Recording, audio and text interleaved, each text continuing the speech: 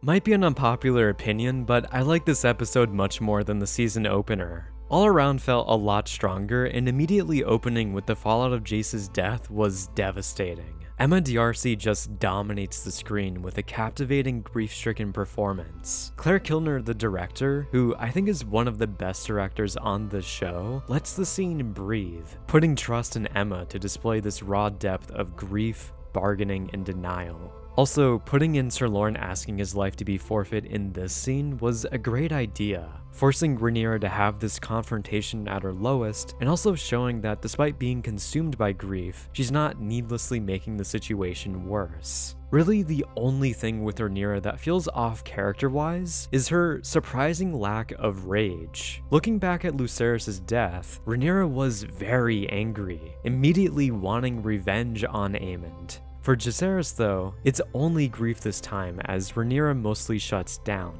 even to a point where Daemon has to convince her to take King's Landing. I know grief as a whole is a very complicated subject, but in terms of writing Rhaenyra, adding this deeper layer of rage gives her more agency in terms of pursuing the throne. We're trading out last week's giddy energy with a darker and more revenge-motivated drive. You're showing a great contrast between episodes, and thus this flawed growth. It would make her character more interesting, and at multiple points for writing Rhaenyra, it seems like Ryan and Sarah tried to preserve her virtuousness, when she should be more gray and very driven. That's my 2 cents on Rhaenyra this episode, and shifting over to Daemon, we get a lot more of my favorite chaotic Beyblade, which is also kind of why this episode is so good. We go from an episode where he has a minute of screen time to an episode where he's in almost half of it. Coincidence? I think not. Tragically though, we skipped over Fish Feed, and collectively, every book reader fell to their knees in despair.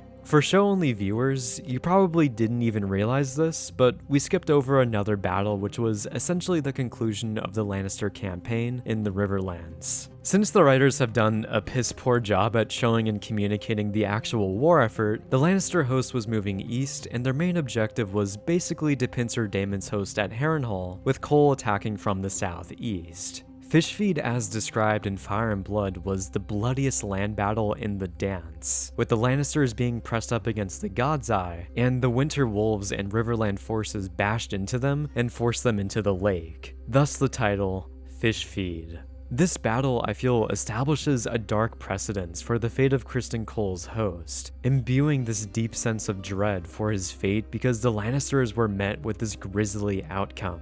Ideally, as I raised in last week's review, this should have been featured in the beginning episodes of Season 3, but this event was unfortunately cannibalized by the gullet and fall of King's Landing being moved to this season. And of course, adapting all of these battles wouldn't really be possible, but at least condensing them into one comprehensive set piece should have been the play writing-wise. Especially since I think Daemon is one of the best characters, and watching him lead this effort would have made for great television. I wouldn't really attribute this as making this episode worse, but more of an overall adaptation misfire.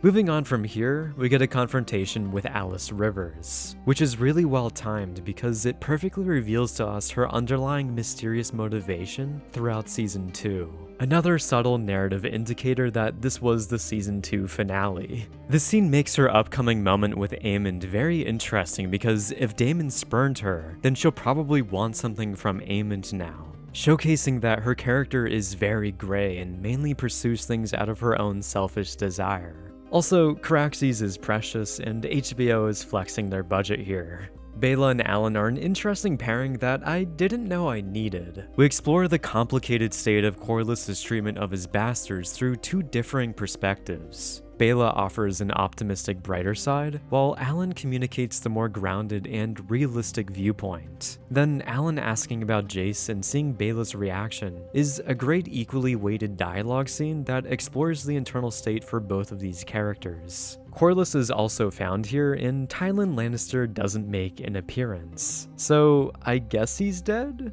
From a show-only perspective, it's not a big deal, but it feels bad considering what happens in Fire and Blood without spoiling anything.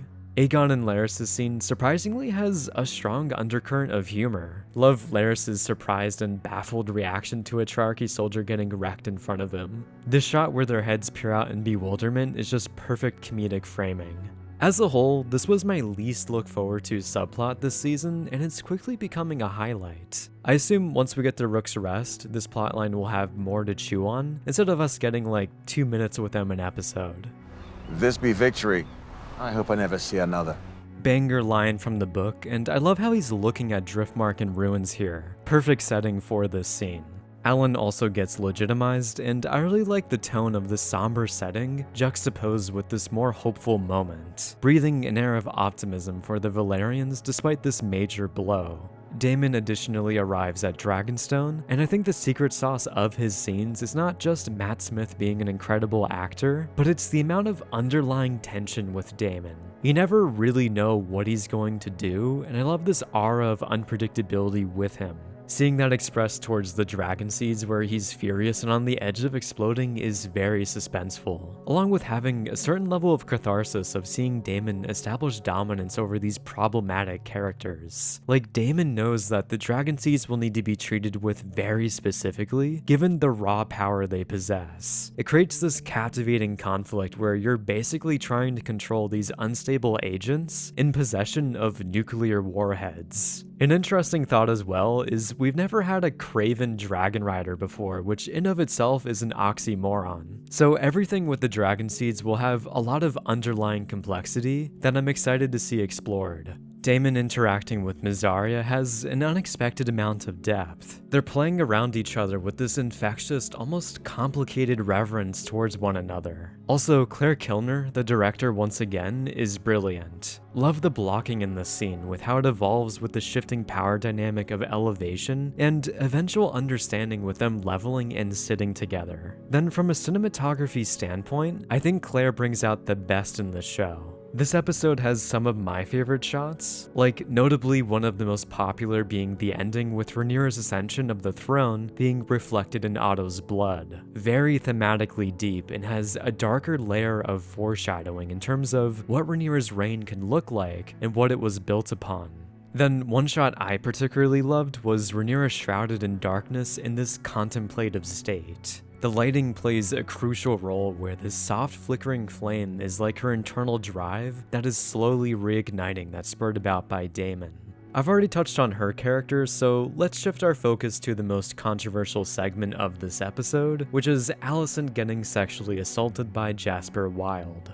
Personally, I fall into the category of thinking this was unnecessary, and using sexual assault as a quick plot device to make you hate this background character doesn't really sit well with me. It gives the impression of, we've barely given this person any characterization, so let's throw in this shocking moment so the audience quickly hates him and gets satisfaction when he dies in the next 20 minutes. Not to mention that Jasper is seemingly surprised and taken aback when he's caught, so it kind of unravels the whole argument that he's doing this because he thinks he's going to die soon. He's more taking advantage of her because he catches wind of her plot, and I guess doesn't realize that the queen screaming for help will not look very good. A moment that feels like it comes out of nowhere, and if you really wanted us to feel something when Jasper died, then you should have given him more character development prior. Helena and Alicent running around in this setting had a lot of dire energy, and one thing in this regard that I loved was the episode's electrifying pace. The last half hour is engrossing as the second Aemond leaves on Vhagar, it's like we start this sprint as our characters have to jump over challenging hurdles. It ironically felt more riveting to me than the Battle of the Gullet, and I think that's mainly because of the major endpoint we're barreling towards, along with our main characters being deeply entangled with this plot point. And of course, this is all emphasized brilliantly by Ramin Djawadi's score setting this antsy tone. And sandwiched between all of this, we get Aemon storming Harrenhal, kind of carrying and maintaining this fun pace. Watching him tear through the garrison here was awesome and features how imposing and unstoppable he can be. I honestly kind of wished we got a bit more catharsis out of him in terms of decimating the strong children, maybe hacking through them before getting to Simon Strong, really leaning into the gore as this is a major outlet for Aemon to channel his frustration. Then Simon Strong's death was a little better in the book, but regardless, it was still good. I was a little annoyed that Aemon let his guard down and got stabbed in the back, but in terms of what this sets up with Alice, it's a good plot point, just slightly rough in execution. He probably should have sustained this injury while taking on the entire garrison. Then from here we have the fall of King's Landing. This was an overall good and even great ending sequence. There's just a couple iffy points that I want to address. Rhaenyra's small council rightfully points out that walking into the Red Keep with just the two of them is pretty insane. It doesn't really matter how skilled of a fighter Daemon is, if he's overwhelmed by more than 5 guards at once, he's basically screwed, recklessly putting the entire Team Black campaign in jeopardy, completely unaware of how many Hightower guards they're going to have to fight. To make this plot point more logical, I feel having the Gold Cloak confrontation happen prior to this in the yard removes this massive unnecessary risk Rhaenyra incurs, as this is also where the Gold Cloak should realistically be. You can still have Daemon wrecking through people, it's just at least Rhaenyra will have more guards now. This would take away the suspenseful twist that happens in the throne room, but this feels forced in that the writers try really hard to mirror Game of Thrones, despite the actions in getting here not making much sense, and even then, the twist is still maintained, but moved to a different location. One positive thing here though I do really like is the imagery of Daemon and Rhaenyra working together and moving through the Red Keep. After this, we have the major reveal that Otto has been kept in the dungeons by Larys. From a wider narrative perspective, this deactivates one of the best characters in the show. And to be fair, this is a period in Fire and Blood where Otto has nothing to do until his execution. However, that doesn't mean you should almost take that literally and shutter this character into a cell. This is the one point where you should elevate the source material and change things, giving this character more screen time, or hell, maybe even a bigger deviation of having him travel down and join Ormond Hightower's host, retaining this great character without it feeling forced, as it would be a natural thing for him to do. His endpoint of getting executed by Rhaenyra is great, bookmarking a major death on Rhaenyra's rise, but I don't feel it has the intended impact it should have because he's been missing for an entire season. We're losing that which was already basically gone. In terms of writing, the circumstances surrounding Otto seem puzzling and gives off the sensation of some kind of behind-the-scenes events impacting the storytelling. Unless if this genuinely was the original path Ryan and Sarah wanted, which would be odd.